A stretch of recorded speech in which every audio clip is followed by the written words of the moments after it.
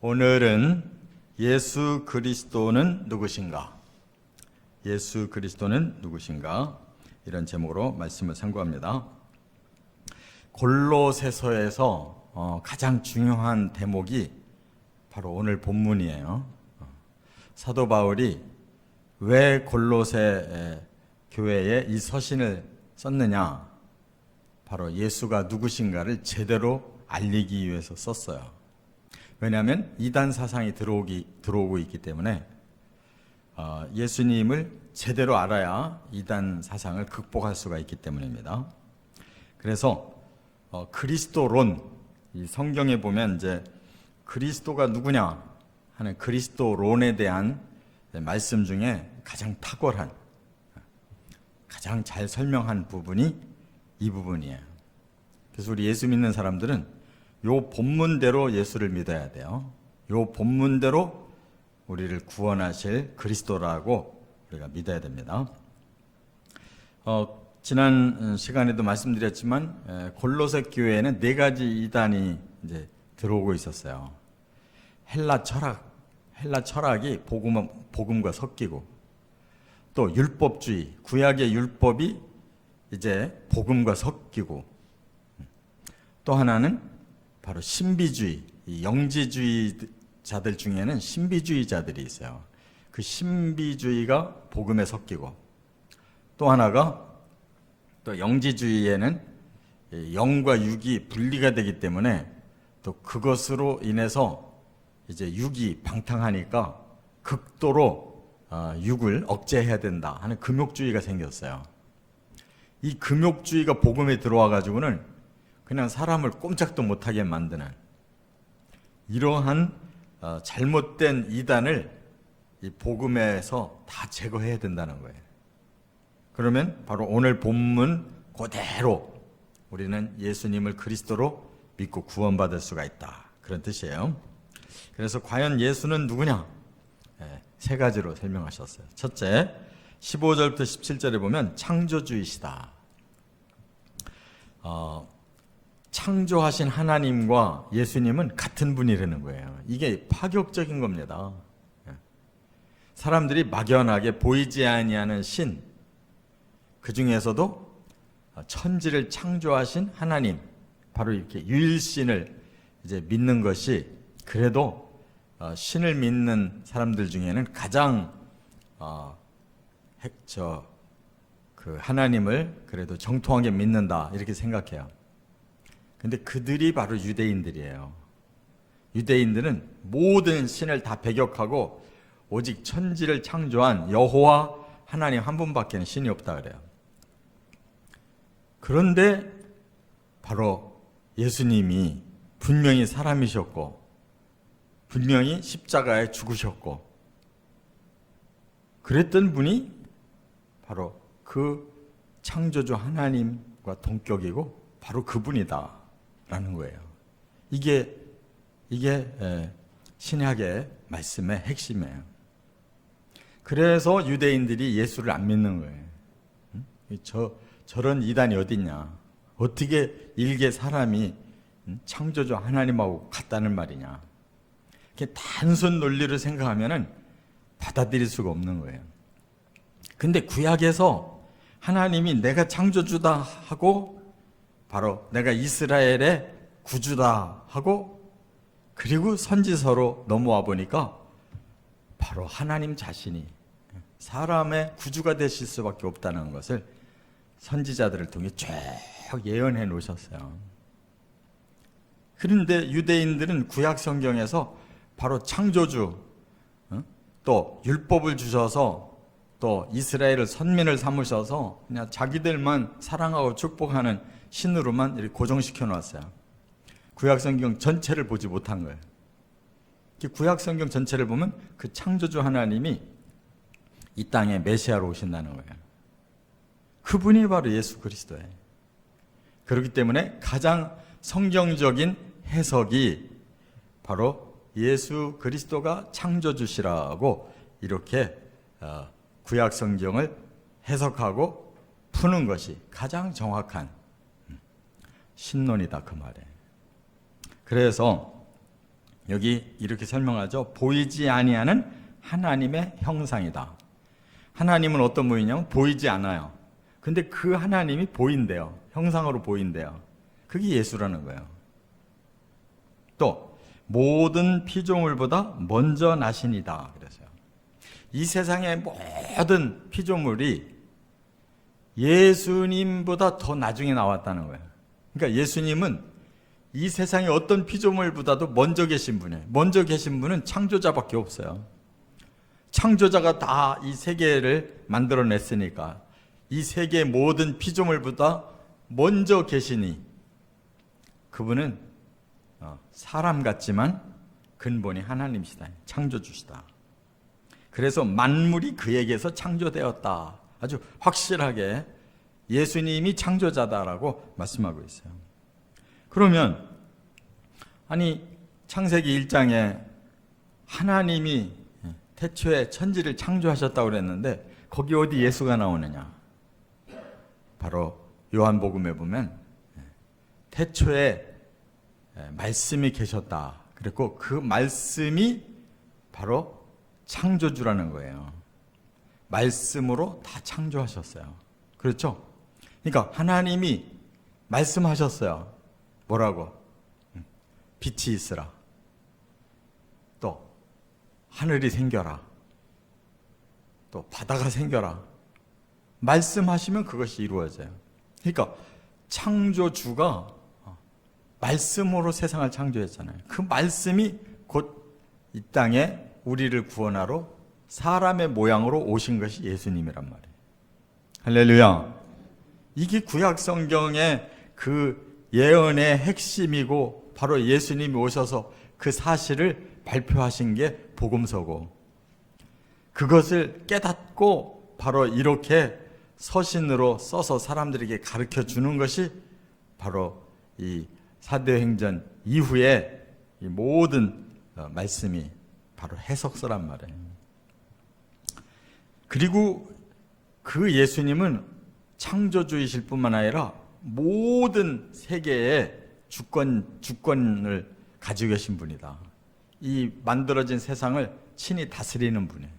어느 정도로 그의 주권이 높으시냐? 여기 보니까 하늘과 땅과 보이는 것과 보이지 않는 것들의 그 모든 권리를 가진 자들, 왕권들, 주권들, 통치자들, 권세들, 만물들을 창조하셨다 그랬어요. 그러니까 창조자가 그들의 그 모든 권세를 주기도 하고 그들을 이끌고 나가는 주체가 되신다 그 말이에요. 그래서 그를 위하여 창조하였다. 그러니까 하나님이 이 세상을 만드실 때 주체가 되실 뿐 아니라 목적이셔요. 우리가 어떤 일을 하면 예를 들어서 이 타종을 만들었다. 사람이 타종 만들었지 이 타종 자체가 주인 아니잖아요. 사람이 어떤 목적을 가지고 만들었으니까 사람이 주인이죠. 이 세상도 하나님이 목적 가지고 만들었으니까 하나님이 주인이고 하나님이 목적이 되시는 거예요. 하나님을 위해서 만든 거예요. 그래서 우리가 내가 주체가 돼가지고 나의 목적을 위해 살면 나는 하나님의 피조물이 아니에요. 그렇죠? 아니, 내가 만들어 놓은 물건이 지멋대로 산다 그러면은 큰일이잖아요. 우리 사람이 그걸 꼭 깨달아야 돼요. 하나님 우리를 만들 때는 하나님 자신의 목적을 위해 우리를 만들었으니까 우리가 하나님 목적대로 살아야 돼요. 할렐루야. 너무 중요하잖아요. 내가 주인이 아니에요. 내 목적대로 내가 사는 게 아니라고. 그 다음에 만물의 주권자로 만물이 그 안에서 함께 서 있다. 이 말은 만물을 운영하시는 분이. 그래서 세상의 사람들이 자꾸 그 주권자를 인정하지 않으니까 하나님 뜻대로 예수님 뜻대로 살질 않아서 세상이 엉망이 되는 거예요. 세상의 모든 물질계를 다 파괴시켰고 세상의 사람들이 전부 하나님 등지고 하나님의 뜻과는 반대되는 대로 계속 살으니까 죄짓고 이렇게 저주를 받는 거예요.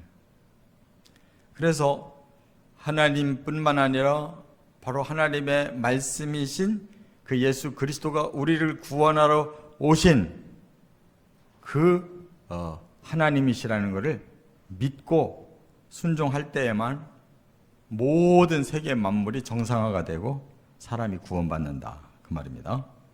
두 번째, 18절부터 20절까지는 교회의 머리이시다 그랬어요. 방금 전에 세상이 이렇게 하나님에 의해 만들어졌는데 하나님의 목적대로 가지 않으니까 전부 이 세상의 사람들로부터 만물이 다 타락하고 저주받았잖아요.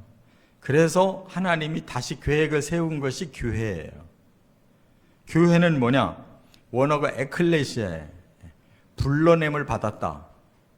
이 세상은 죄와 저주로 꽉 차 있는데 이대로 가면 멸망이니까 거기서 불러내서 구원의 공동체를 따로 세우셨어요.